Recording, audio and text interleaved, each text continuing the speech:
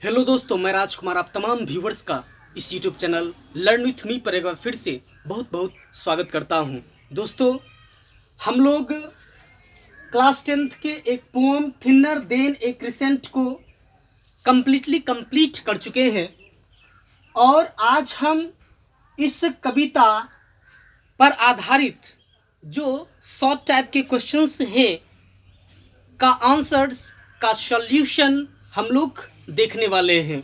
तो चलिए शुरू करते हैं। देखिए बी का देखिएगा, आप लोग किताब खोलिए और बी सेक्शन पर आइए। बी सेक्शन में 5 क्वेश्चंस का समावेशन है और मैं प्रत्येक क्वेश्चन का आंसर डील कर रहा हूं, इसे आप देखिए। सबसे पहला क्वेश्चन है कि why is Radha crying. Radha क्यों 8 आंसू रो रही है, चिल्ला रही है, बिलख रही है। तो answer Radha is crying, Radha चिल्ला रही है, रो रही है, तड़प रही है लॉर्ड कृष्ण से जुदाई के वेदनाओं के कारण। कंप्लीट हो गया। अब दूसरा क्वेश्चन है कि what two feelings of Radha have been referred to by her friend. 2 feelings Radha का जो कि डिस्क्राइब किया गया है उसके दोस्त के द्वारा, वो कौन कौन से हैं।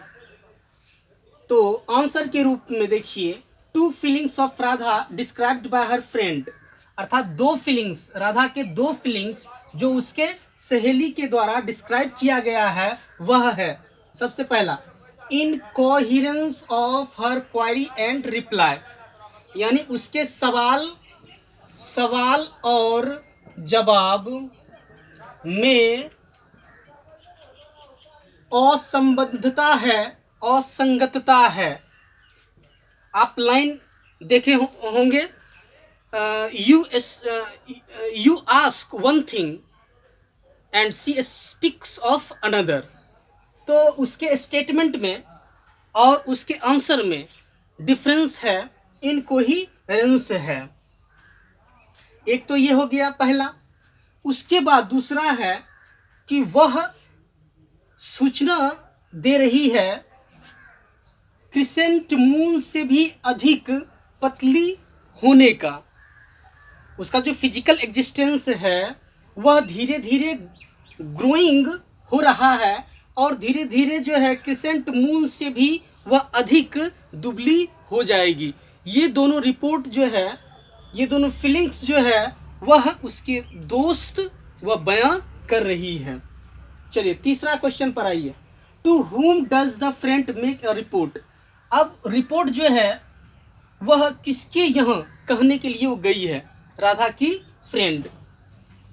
तो अब देखिए आंसर, सिंग राधा ग्रीफ, यानी राधा के दुख को देख करके उनके सहेलियों में से एक सहेली वह तीव्रतम चाल से लॉर्ड कृष्ण के पास जाती है और उसे रिपोर्ट करती है, मतलब लॉर्ड कृष्ण को रिपोर्ट करती है किसके बारे में, तो ऑफ हर एगोनी, यानी राधा के विषय में यह बात किया जा रहा है। राधा के एगोनी के बारे में वह बताती है। एगोनी मतलब होता है वेदना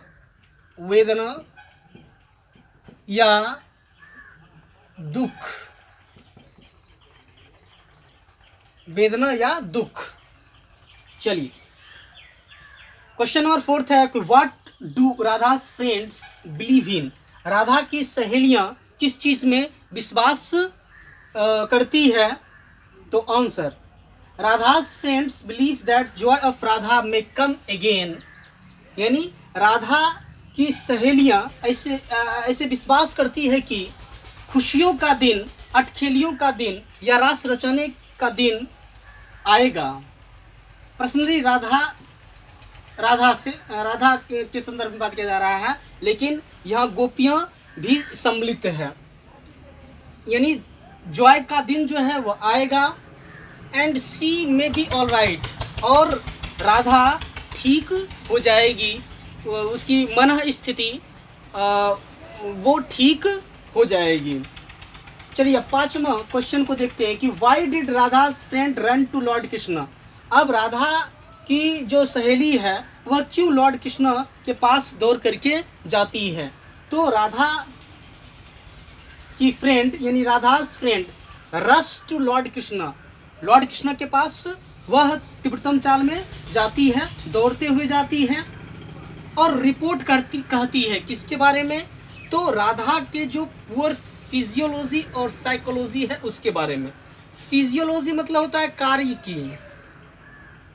कार्य की और यहाँ पर मनोवृत्ति यानी कार्य की और मनोवृत्ति क्या है, पुअर है। इसके बारे में वह सूचना लेकर के उसकी सहेली लॉर्ड कृष्ण के पास जाती है। चलिए ऑफ राधा हो गया कंप्लीट। अब देखिए D1 पर आइएगा, बुक देखिए D1 पर आइए। D1 में जो है वह मिसस्पेल्ड वर्ड्स दिया हुआ है, इसको करेक्ट सीक्वेंस में क्या करना है, अरेंज करना है। तो यहाँ पर देखिए कार्व, तो यहाँ पर इसका शुद्ध हो जाएगा स्पेलिंग कार्व मतलब उकेरना कोई चीज़। उसके बाद यहाँ पर है ब्रूड मतलब क्या होता है, चिंतित अवस्था में रहना, किसी को मनन करना, तो वो ब्रूड हुआ। कन्फ्यूज्ड का राइट स्पेलिंग हो जाएगा कन्फ्यूज्ड, ये गलत है। कन्फ्यूज्ड मतलब क्या हो जाएगा आपका उलझन की स्थिति में।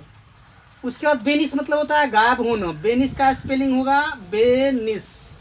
और सीज सीज मतलब बंद होना।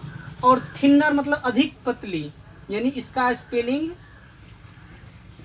थिनर ये हो जाएगा। ये हो जाएगा आपका, क्लियर हो गया। अब फिर D1 के 2 सेक्शन में जाइएगा तो एंटोनिम्स कह रहा है इन शब्दों का लिखने के लिए। तो एंटोनिम्स क्या होता है, अपोजिट वर्ड्स होता है। इसके अपोजिट कौन कौन से वर्ड्स होंगे, तो बिलीव मतलब होता है विश्वास करना, और अविश्वास करना का डिसबिलीव हो गया। होप मतलब आशा होता है, और होपलेस मतलब क्या हो जाएगा, आशाहीन। सीज मतलब बंद होना, स्टार्ट मतलब क्या होता है, शुरू होना या बिगिन मतलब शुरू होना।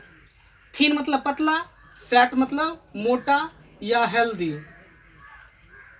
या हेल एंड हेल्टी। फ्रेंड मतलब होता है दोस्त, और फॉय मतलब होता है दुश्मन। कंफ्यूज्ड मतलब होता है क्या चीज़, अब बताए थे, उलझन की स्थिति में होना। और सेंसिबल, इसका हो जाएगा अपोजिट वर्ड सेंसिबल मतलब होता है समझने योग्य या समझदारी, सेंसिबल। तो कंफ्यूज्ड का अपोजिट वर्ड सेंसिबल, बिलीव का डिसबिलीव, होप का होपलेस, सीज का स्टार्ट या बिगिन, थिन का फैट या हेल्दी, फ्रेंड का हो जाएगा फॉय। ये हो गया आपका क्लियर। चलिए अब हम लोग जो है ई पर बात करते हैं, ई सेक्शन पर। ई जो है ग्रामर सेक्शन है, इसमें ईच का प्रयोग दिया गया है। आपको पहले ईच के बारे में थोड़ा सा जानना होगा। ईच के बाद जो नाउन आएगा वह सिंगुलर काउंटेबल नाउन होगा।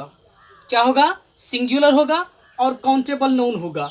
इसके बाद जो वर्ब आएगा वह भी सिंगुलर वर्ब होगा। कंप्लीट। अब देखिए कोई भी यदि आप वर्बों का स्टडी करते हैं जैसे प्ले, तो इसके अंत में यदि आप एस या ईएस जैसे कोई सफिक्सेस जोड़ते हैं तो यह आपका वर्ब 5 बन जाता है। और वर्ब 5 जो है वह सिंगुलर माना जाता है। क्या माना जाता है, सिंगुलर। समझ में आ गया होगा। कोई भी वर्ब बोल लीजिए, जैसे प्ले है, राइट है, उसके बाद रोंग है, उसके बाद आपका लाफ है।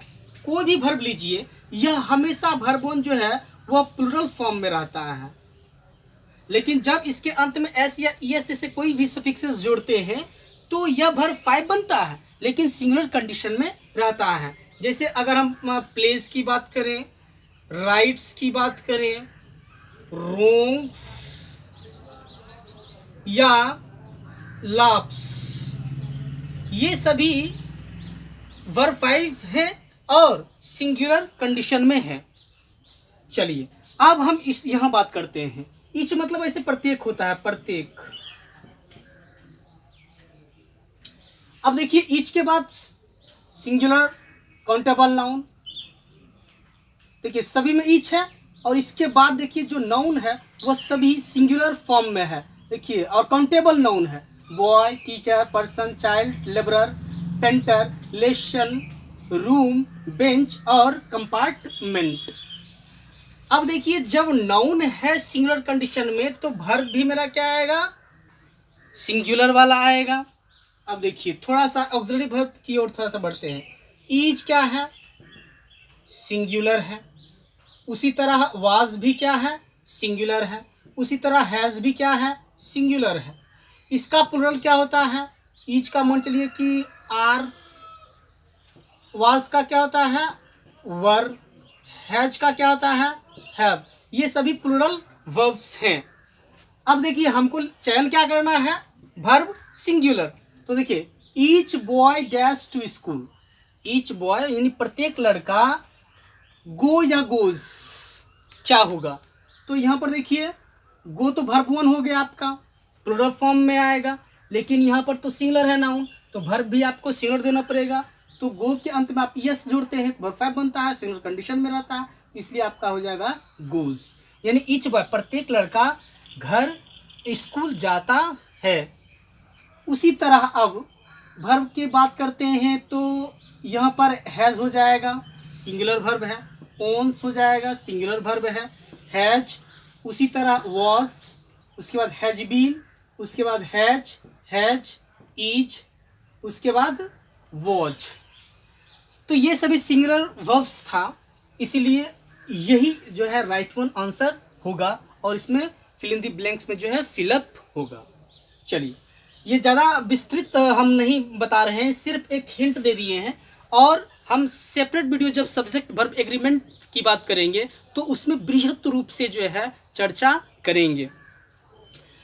उसके बाद देखिए जी पोर्शन को, जी जो है वह ट्रांसलेशन का है, और ये जितना भी वाक्य है, जितने भी, वे सभी प्रेजेंट परफेक्ट टेंस पर आधारित है, और उसका बनावट क्या होता है, तो subject plus has, have plus verb three.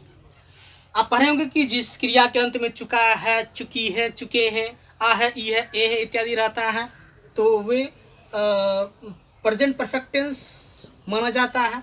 लेकिन ये तो सिर्फ ट्रांसलेशन करने का जो है एक विधि है, सिर्फ आप देख करके रिकॉग्नाइज करके आप लगा देते हैं, लेकिन इसमें भी बहुत कंट्रोवर्सीज है। तो खैर ग्रामेटिकल पोर्शन का वो बात है, उसमें हम चर्चा करेंगे। यहाँ सिर्फ हम आपको बता देते हैं, आपको बनाना है subject plus has plus verb three के स्ट्रक्चर से। मैं तुम्हें सूचना देने आया हूँ, तो सबसे पहले आ हूँ लगा हुआ है, तो आई, उसका हैज में क्या होगा, हैव। आई हैव कम, मैं आया हूँ क्या देने के लिए, सूचना देने के लिए, तो टू इन्फॉर्म, टू इन्फॉर्म किसको सूचना देना है, तुम्हें, तो यू।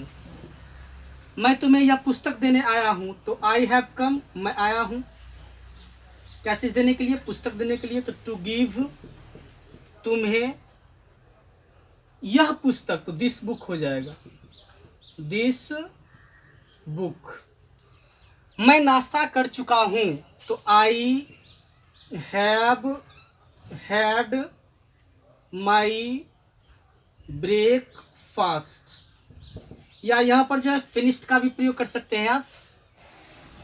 अब यहाँ पर जो है यह हैव का वर्ब थ्री के रूप में हम इसका इस्तेमाल किए हैं। अब देखिए हो गया, मैं अपना काम समाप्त कर चुका हूँ, तो I have finished my own work कर सकते हैं। उसके बाद मैं यह पुस्तक पढ़ चुका हूँ, तो I have read this book. मैं यह पुस्तक पढ़ चुका हूँ, I have read this book. वह खेलने गया है, तो he has gone to play. वह बाजार गया है, तो क्या हो जाएगा, he has gone to market. उसी तरह अब वह सिनेमा गया है, तो he has gone to the cinema या मूवीज। ये आपका ई और जी पोर्शन समाप्त होता है। इसी के साथ जो है चैप्टर भी आपका समाप्त हो जाता है। और बात रही लॉन्ग टाइप आंसर्स की, क्वेश्चंस की, तो बाद में बात करेंगे इस पर। तब तक के लिए धन्यवाद। Could have loved me, and no one ever would have dared to tread